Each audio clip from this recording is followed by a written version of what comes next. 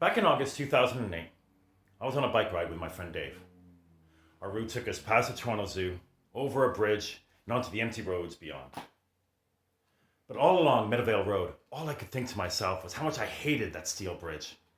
Last time I'd felt almost nauseous and it slowed right down. Just as we crested the hill before descending towards the creek, I said to Dave, "Man, I really hate this bridge." "Don't be such a wuss," Dave replied and sprinted off. I shrugged my shoulders and chased after him. That crash was the worst I've ever suffered. Crossing the bridge at about 25 miles an hour, my tires lost contact with the slick metal, damp from the early morning dew. According to Dave, who saw the whole thing happen, I slammed into the guardrail, flipped over my handlebars, landing square on my face. I was a mess. Blood everywhere, lip just hanging there, nipple ring torn out. When I got to the hospital, one of the nurses made a point of reminding me that there's a sign on that bridge that says cyclists must dismount. Yeah, I saw the sign. Thanks. More importantly, I'd seen the elephant train and had suffered for ignoring it. Friends and neighbors, my name's Alex Bowling, and I'd like to talk to you today about elephant dreams.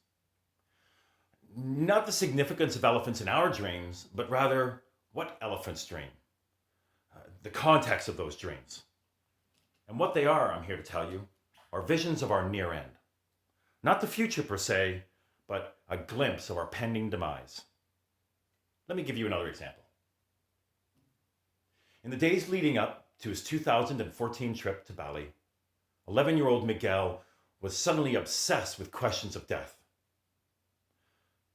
According to his mother, Kalir, he was agitated, fixated on his own mortality. How would you choose to die? What would happen to my body if I was buried?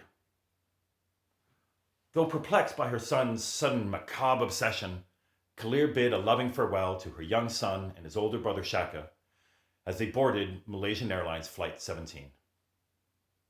Within a couple of hours, both boys and 296 others would be killed when their flight was shot down by a missile by pro-Russian separatists in the Ukraine. Along with the immense grief of losing both of her sons, Kalir was dumbfounded. How did Miguel know? Elephant dreams. All right, bear with me a second. In their natural environment, elephants walk about 40 to 60 miles a day, sometimes as far as 120 miles. Now, because they're so big, elephants also spend a huge amount of time just eating. Between all this walking and eating, elephants only get about 2 hours of sleep a day.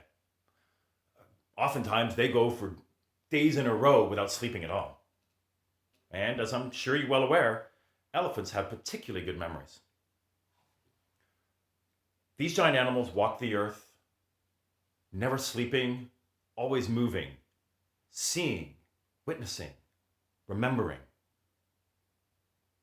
With their constant exposure to the present and profound access to the past, elephants are afforded a glimpse of the future.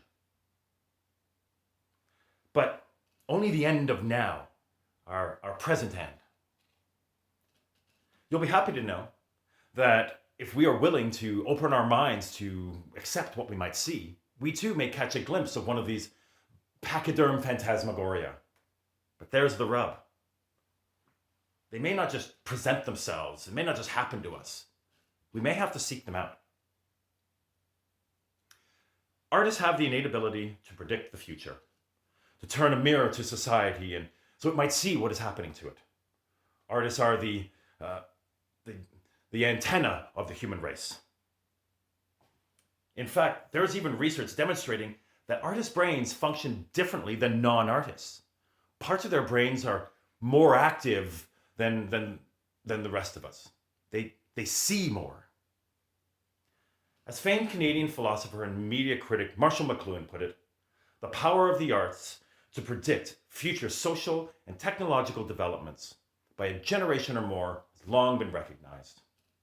Further, McLuhan described how artists are the cultural early warning systems, showing the contemporary culture what is happening to it. History's full of stories of clairvoyants and mystics who are afforded access to more of life, and thus, quite naturally, more of death. From the shamans of ancient China and India to Nostradamus and Pythia. But access to these elephant dreams isn't limited to these great prophets. We all have it in us to see these elephant dreams. We just have to open our eyes to them. Let me give you one last example. On February 26, 1993, Barrett Naylor made his way to the World Trade Center like any other workday. When he got to Grand Central Station, however, he was overcome by an immense sense of foreboding. Barrett couldn't describe it, but he knew he had to turn around and go home. So he did. And at 12:17, a bomb went off in Tower 1, killing 6 people and injuring 1,000 more. Fast forward 8.5 years to September 11th, 2001, and Barrett is again heading to work at the World Trade Center. Arriving at Grand Central Station, he is, again, overcome by an immense feeling of immeasurable doom. Barrett turns around and goes home. Turning on the TV, he watches in horrified disbelief as the events of that morning unfold before him. Elephant dreams. My friends, the point is this. Listen to your gut. Watch for the signs and heed their warnings. If something says don't do it, well, don't do it. But also, make art. Go to a gallery, write poetry, participate in the word off. And then stop for a minute and take a look at what it says about who we are and where we're going. You may just find yourself within an elephant dream.